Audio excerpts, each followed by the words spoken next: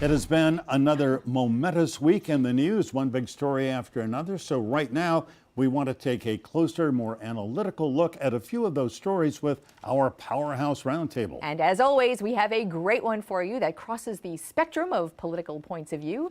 Ed Pozzoli is president of the Tripp Scott Law Firm in Fort Lauderdale and active in the Republican Party, both nationally and locally. Stephen Johnson chairs Miami-Dade County's Black Affairs Advisory Board. He is an attorney with the Lydecker-Diaz firm. Fernand Amandi is a professional pollster and a political analyst. He leads the Ben Dixon Amandi firm in Coconut Grove. Welcome all. Gentlemen, sorry there's no women here today. I'm sorry. You will represent. No women here today. Your gender here. I think you can do it. I'd say it's even. That's the best compliment I get today. Well done, Ed. All right, so let's begin, obviously, with the Nevada caucuses. And Fernand, 46% for Senator Bernie Sanders. I mean, this was a blowout victory. What does this say about where he stands in the race? It says that Bernie Sanders today, Michael, is the unquestioned front runner of the Democratic Party. And until other Democratic contenders start winning primaries, he's right now in pole position and certainly where you want to be if you were leading one of the campaigns for the Democratic candidates. It's a moment, I think, of concern for a lot of folks around the country that Why concern? Because Bernie Sanders, an avowed socialist who over the course of his life has expressed praise for a lot of dictators and leaders, especially knowing us here in South Florida, how problematic that can be. Yeah. And I think, Michael, the facts are Robert Mueller concluded in his investigation that there were two campaigns in 2016 that the Russians were actively trying to assist, Donald Trump's campaign and Bernie Sanders. And we learned last week, again, the Russians are trying to infiltrate, according to our intelligence communities, the Trump and Sanders campaign. Okay, so if that's the case, they haven't yet, and still Bernie Sanders is in the pole position, is the leader. 3 states, a long way to go, but momentum is there, but it's not because of the Russians. No, well, I would say, particularly last night, it was because of Latino voters. And their message is hitting home, particularly with Mexican Americans. It's interesting to note because while I don't think that'll translate to South Florida, I will tell you, you've got Texas, you've got California, you're going to see some further tests of whether or not his message is actually going to translate to those voters. If he can create a coalition of voters where you have Hispanic Americans and you have young people and you have socialists, I don't know if that gets you to the plurality needed to beat Donald Trump at all. In fact, I'm fearful as a Democrat, but it might get you what you need to go into the convention and come out the nominee. Yeah. Ed, weigh in. I'm fearful as an American that we would actually put a socialist on a ticket of a major party in this country because, as we know, anything can happen in a November election.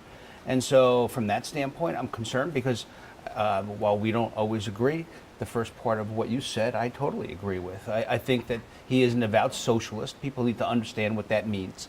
This is somebody who has, he honeymooned in Moscow, for crying out loud. Yeah. And he went to Nicaragua. Hung out with the Sandinistas. Right, I mean, Sandinistas. he was effusive with his compliment of the Castros. Castro regime. I mean, this is somebody who, at least with respect to my view, is outside of the realm of the American political spectrum. However, he's winning for 2 reasons. One, organization.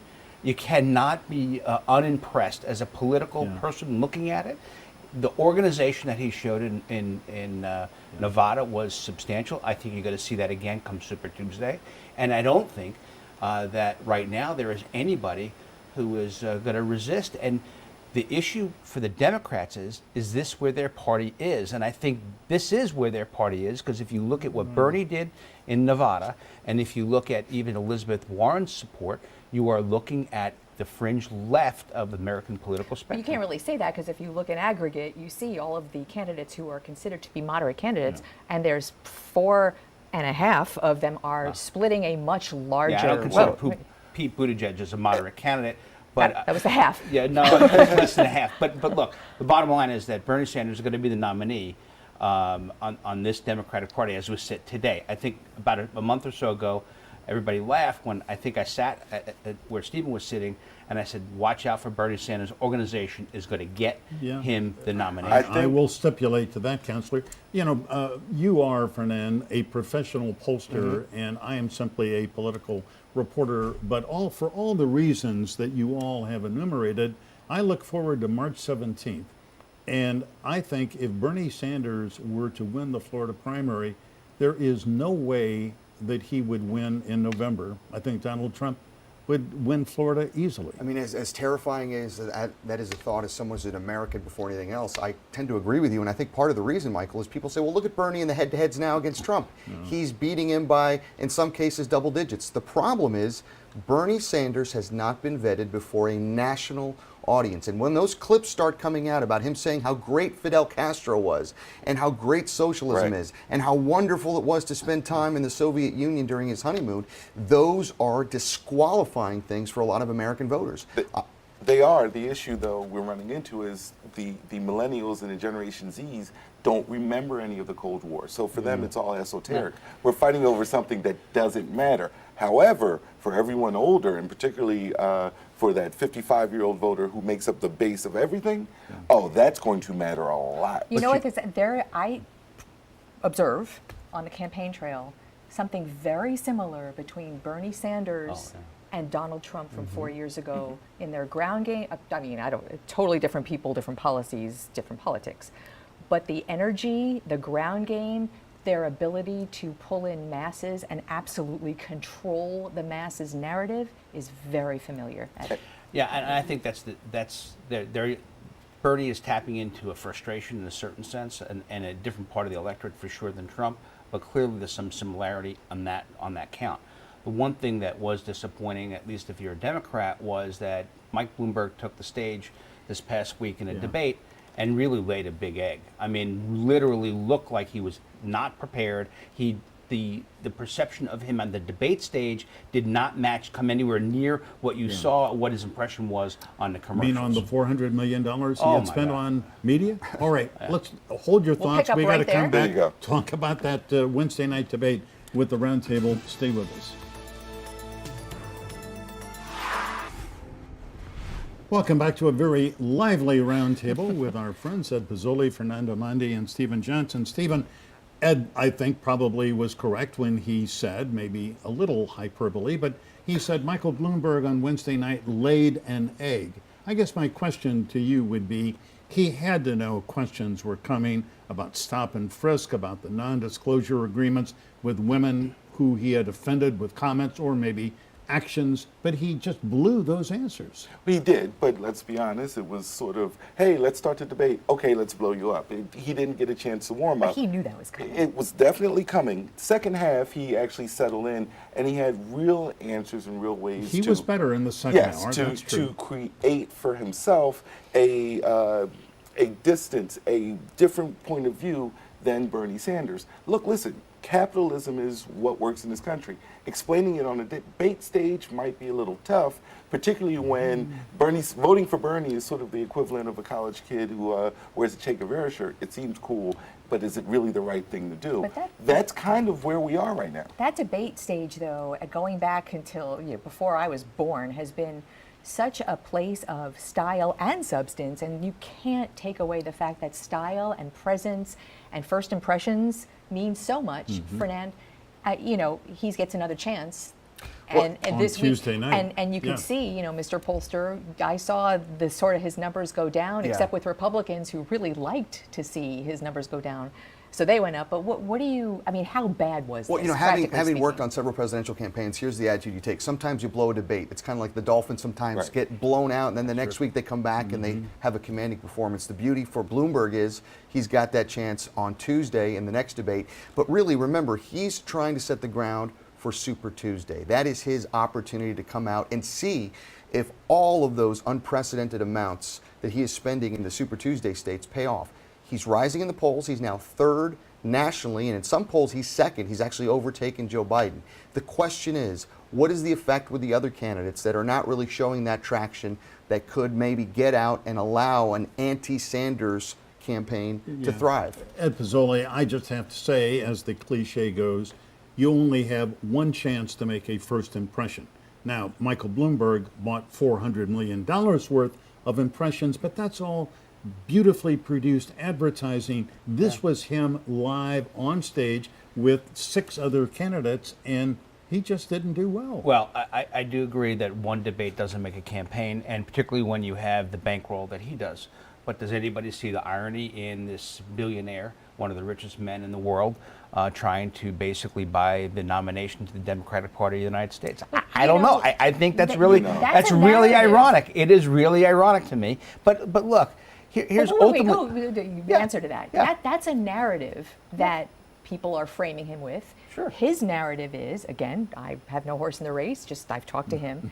I'm spending a lot of my own money, he says, but everyone else is spending a lot of everybody wait, else's about money. it. But here's the issue. The bigger issue is that does the commercial, Mike Bloomberg that you see on the commercial, match up when you see him on the debate stage? And that's why the first impression Hang on a really second. mattered. And it didn't. If debates were disqualifying, he never would have been elected 3 times as mayor of New York City. He's always had a reputation for he's not never been a good necessarily debater. performing great in debates. Yeah. And he's a little bit, straight to the point when it comes to his style. But that's not, I think the question for Americans is, who can beat Donald Trump? Right. We spent the first part talking about Bernie Sanders. That's the challenge with Bernie Sanders. It makes the election, which should be a referendum on Trump, a referendum on socialism. And I think Bloomberg, Biden, any of the other candidates make it what it should be about, which is about the disastrous record, these first 3.5 disastrous Right. years where the rule of law is under assault by this criminal president. And what happened in November to make him hop in the race in the first place? What has been uninspiring amongst that entire stage? And I'm not the only person to think that the entire stage has been uninspiring when we know that people vote for people. We don't vote for whoever's going to be Donald Trump. We're voting for somebody. We think, and at least I think, that Bloomberg, if he gets the opportunity, will have a shot to beat Donald Trump. And we have a Supreme Court that's going to have a whole new makeup if you get another 4 years of Donald Trump. And I don't think even the Bernie bros and the Bernie sisters are going to enjoy the Supreme Court under Donald Trump if they stay home because they don't like the nominee that they got. Look who we're- But they want a revolution. But look, Sanders people want a revolution. But you were reasonable up till the last couple statements. This idea of Donald Trump Just has like a Trump. record. So He has a reasonable. record that he can run on, and I think that there's a lot there. Unemployment, the economy, that goes across the board. Wage increases. We're out of the endless wars. You see the major things happening. Trade agreements happening. This is a 4 years of true policy activity that this president can stand and run on. Now, Well, I he's will got- say this. I will say this. It does, the nature of it, I do agree with you, the nature of the campaign heading into November is in part dependent upon who he's going to run against. Yeah. So with Bernie Sanders, it is clear that in a country that is as strong as ours, that has a great history as ours, and if you want to throw that all in the garbage can and start over with a socialist government, then that's fine. Bernie Sanders is your alternative.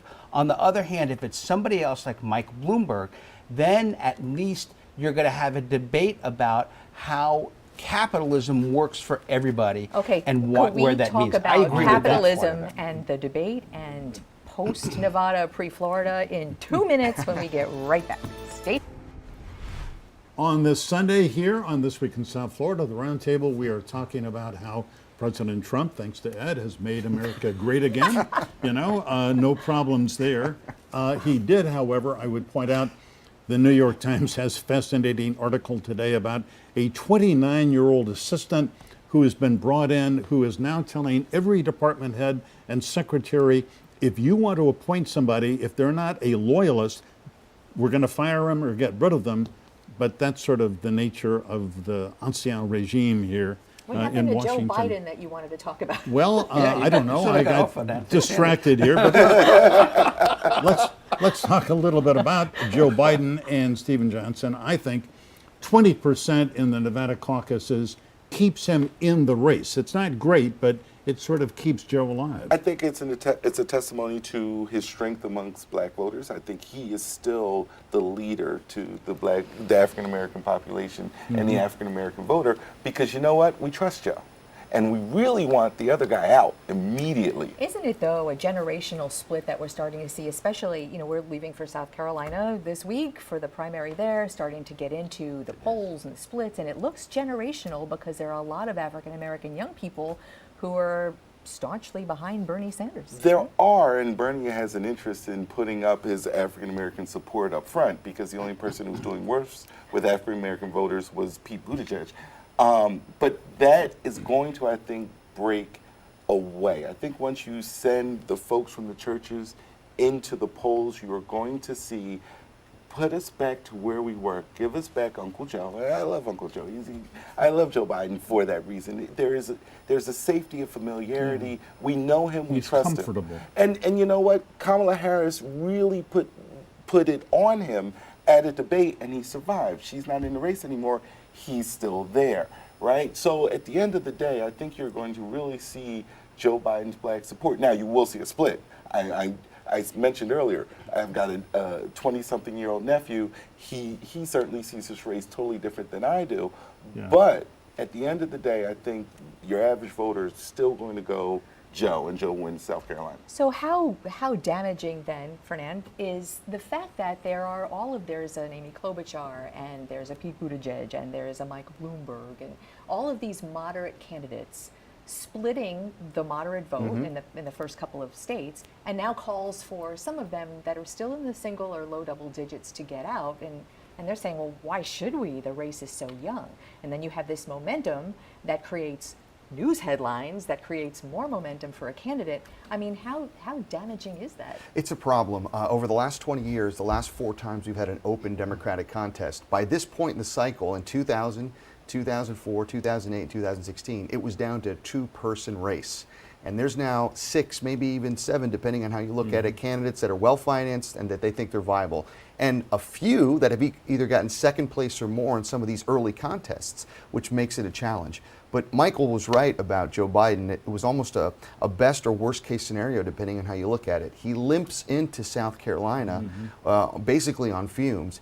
He has to make a statement victory there. If he doesn't win the South Carolina primary going away by at least 5 or 6 points, Super Tuesday is not a week later, it's 72 hours later. Right. So that's where the challenge is for him. And I think at that point, then it is the moment of truth for Democrats on Super Tuesday.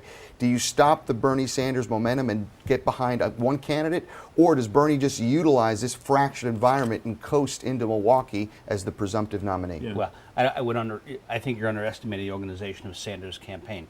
I mean, put aside his political viewpoints, which I don't agree with, but the bottom line is that he's going to be organized in every state on Super Tuesday. And what Joe Biden, the question I have is, if Joe Biden ends up winning South Carolina, whether it's by 3 or 5 or 6 points, I don't know if that matters much. He comes out of South Carolina with a win.